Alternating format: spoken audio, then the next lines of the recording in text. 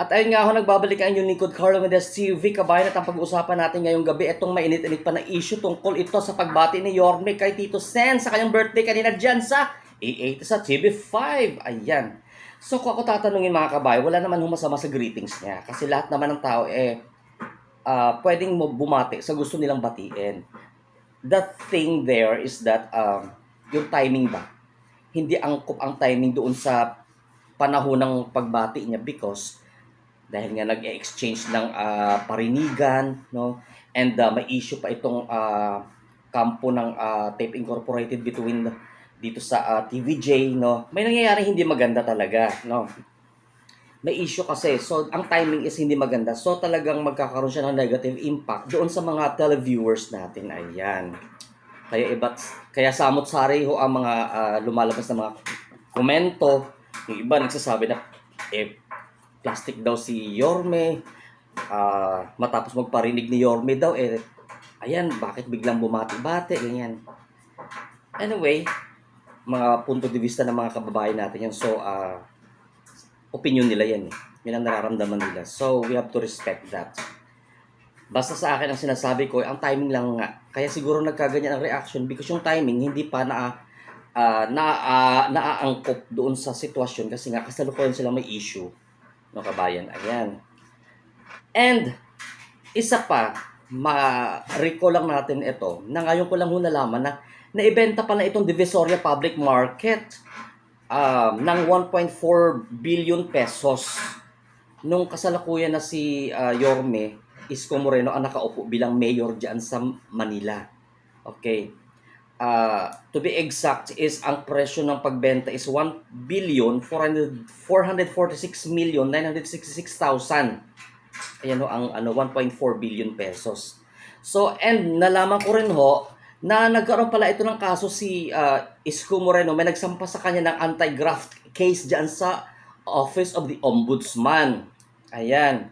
So, di ko alam kung anong update dito sa kaso, kung dismiss ito or ongoing pa rin ho ang kanyang kaso diyan sa na isinampas sa kay Isko Moreno sa pagbenta nga nitong Divisoria Public Market, kabayan. Ayan. Kaya dapat umiwas-iwas tayo, no, sa pangkalahatan sa pagsita ng kapwa natin kasi kung alam naman natin tayo din naman ay may mababalikan, guys, di ba?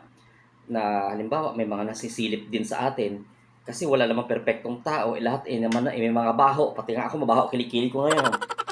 Hindi pa ako naliligo. So wag tayong magmaganda, no, na magsita sa iba or magpahaging kasi nga tayo din naman ay mababalikan. So, ang maganda kasi dyan, bago ka magsalita ng, sabi nga ni Senator Raffy Tulfo, pag pumunta kayo dito sa Raffy Tulfo in action sa akin, at magsumbong, make sure na you have clean hands. Kasi kadalasan ho, nababaliktad ang mga nagsusumbong kay Senator Raffy Tulfo doon sa kanyang programa. Hindi lahat na nagsusumbong ay tama, nababaliktad ho. Sila pala ang may kasalanan. So, yun din ho ang ating i-advise sa mga kababayan natin na bago tayo manita ng kapwa natin, siguraduhin natin wala rin tayong mga baho sa sarili. Di ba? Kagaya nang nangyayari sa mga noontime show na yan na parinigan. May kanya-kanya naman mga sekreto kagaya niyan. Kung may mga sekreto naman itong kabilang istasyon, itong kabilang istasyon, kabilang noontime show. Kaso nga, kaya nga ho, nahulog ang suporta ng halos karamihan talaga ng sambayan ng Pilipino dito sa E80 sa TVJ, sa E80 dito sa TV5. It is because nakita talaga nila kung anong mali at tama. So nakita nila na talaga hindi talaga tama ang ginawa doon sa TVJ.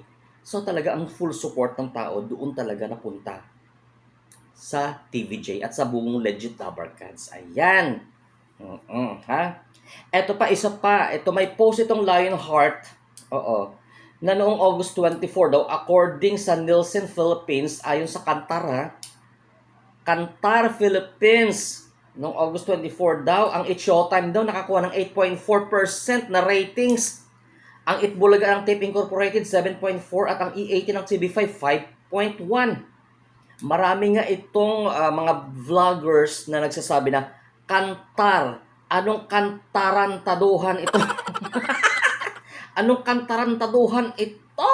Hindi ako sabi niya na kantar ha. Maraming vlogger ang nagsabi niyan ha. Nire-relay lang natin dito sa ating manonood. Yan ang sabi ng ibang mga vloggers eh. Anong kantarantaduhan ito? Ayan. Dahil nga dyan sa lumabas na post na yan ng Lionheart na according sa Nielsen Philippines na sinabi daw ng Kantar Philippines na etong It's Showtime ay nagkaroon ng 8.4% na TV ratings. Pati si Wally Bayola nagulat kabayan. Charot. Paliwanag ninyo yan, ha? Ano kayo eh? Ha? 8.4 talaga, ha?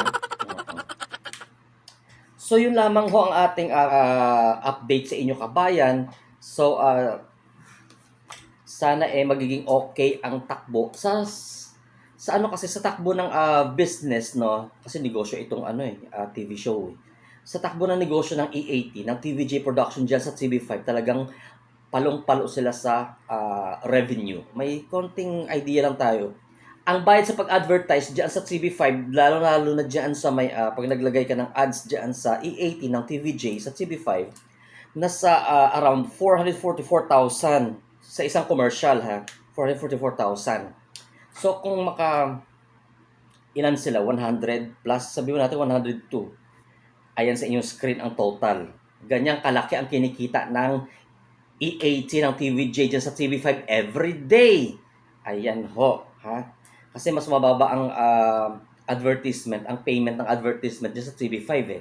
Ayan, so nasa 444,000, hindi ko alam kung tumaas na ito or same pa rin na 444,000 bawat advertisement. Ayan, so yan lang ho mga kabayan, and keep safe everyone. Patuloy lang ho tayong sumuporta sa E80, ang legit Dabar Cards, mga supporters. God bless Philippines, and update sa next natin na vlog. Ayan.